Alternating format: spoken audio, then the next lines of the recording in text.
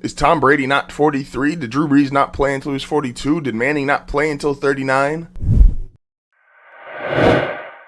Good morning. Welcome to another episode of Hard Foul Radio. Appreciate you for tuning in today. It's a wonderful Monday. Less than 2 weeks to go from the NFL season. A lot to talk about, a lot to get into. Let's get started. I've always had a rule when it comes to sports or really anything. If something works, then everybody will know about it. Like, there's just guys who transcend their sport and everybody knows about them. They didn't have to watch basketball to know Shaq. He was bigger than the sport. You didn't have to watch basketball to know Kobe. You didn't have to watch basketball to know Mike. You just knew about these things. And even if you weren't knowledgeable in terms of you couldn't go and, record a sports show about it, you knew about them. And that means something's working. We talk about this all the time with baseball. One thing sports can't do and professional leagues can't do is be boring, uninteresting, and not have a way to market the brand. I've never come on here and started with a boxing, a UFC, any kind of fighting event because this is not part of my repertoire. I'm not very versed in those. I'm not very knowledgeable about those sports.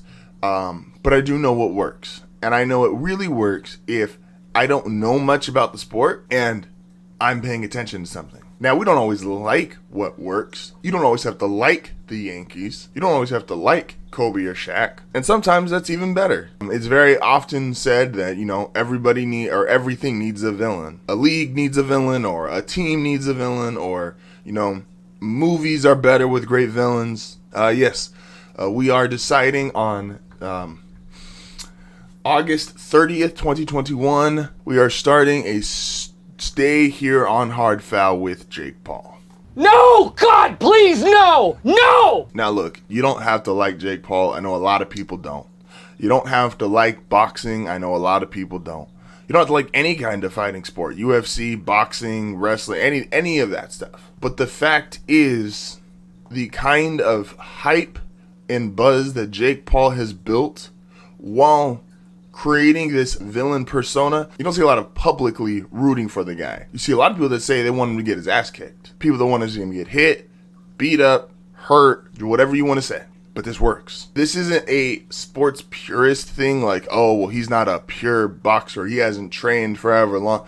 He's getting in there with real guys and he is competing, but he's going in there. He's put himself in shape, even against Tyron Woodley, who to go the distance against him, like, this is working. You don't have to love the sport of boxing.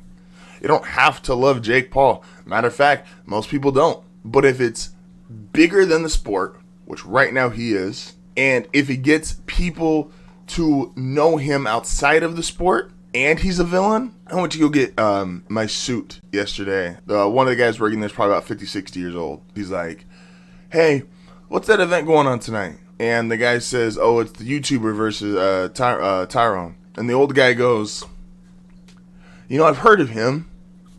That's all you need. That means what Jake Paul is doing is working. If 60-year-olds at Men's Warehouse know you, you did it. Moving on. When there's Bronco news, sometimes I think that, I usually will downplay it because I'm like, okay, well, I'm obviously more excited about it than the rest of the world.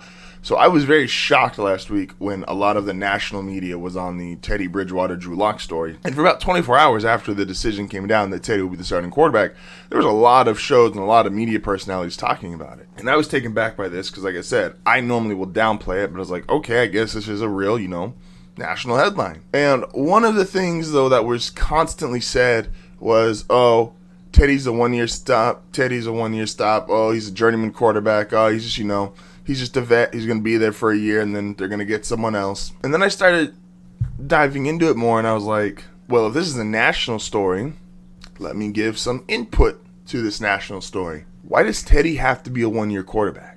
Now, I'm not going to go out on a limb here and say Teddy's going to turn into the guy I'm going to compare him to. But why does Teddy have to be a one-year answer? What if I told you there was a guy who signed with the team at 27 years old, coming off an injury, had played with another team, they cut him, then signs with this new team at 27, and goes on to have, I don't know, maybe one of the 5 greatest careers in the sport at that position. What if I told you the guy who did that was not the biggest guy, not the greatest arm, but really accurate, and was deemed essentially a short-term option at the age of 27? That guy is Drew Brees. When Drew Brees signed with the Saints, after the Chargers cut him because he got hurt, did anyone think Drew Brees at the age of 27 would then go on to play 15 more years? Now, I'm not saying Teddy Bridgewater is going to be Drew Brees. Drew Brees is one of probably the 5 greatest quarterbacks, statistically one of the 3 greatest quarterbacks ever to play the game. But Bridgewater's 28.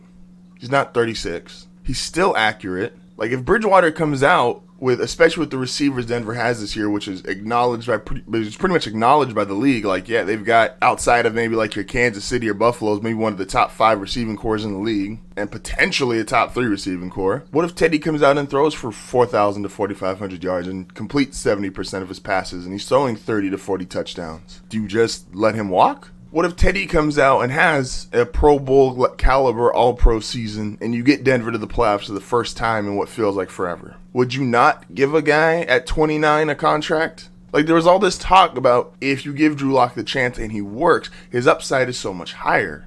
It's only a 4.5 year age gap. Okay, so you don't get that quote-unquote, like, you know, that mythical prime of, oh, he's great and he's young, Patrick Mahomes, Josh Allen, Lamar Jackson. But would the Chiefs, theoretically, if at 29, would they not re-sign Mahomes for another 5-6 years? Is Tom Brady not 43? Did Drew Brees not play until he was 42? Did Manning not play until 39? So if Denver could theoretically get 8 to 9, could they not get 8 to 9 years out of Teddy Bridgewater playing at a Drew Brees-esque level, that high completion percentage? He doesn't have a great arm, but he's never had a great arm. And when Teddy came into the league, if Teddy wasn't hurt, Teddy was every bit of a franchise quarterback for the Vikings. Multiple surgeries later, unfortunately, has derailed his career to that. And then people bring up what he did in Carolina last year. Carolina didn't have enough offensive talent, especially when Christian McCaffrey went down. The receivers and offensive talent he's going to have in Denver is far better than the one he's had in Carolina. So I just ask again,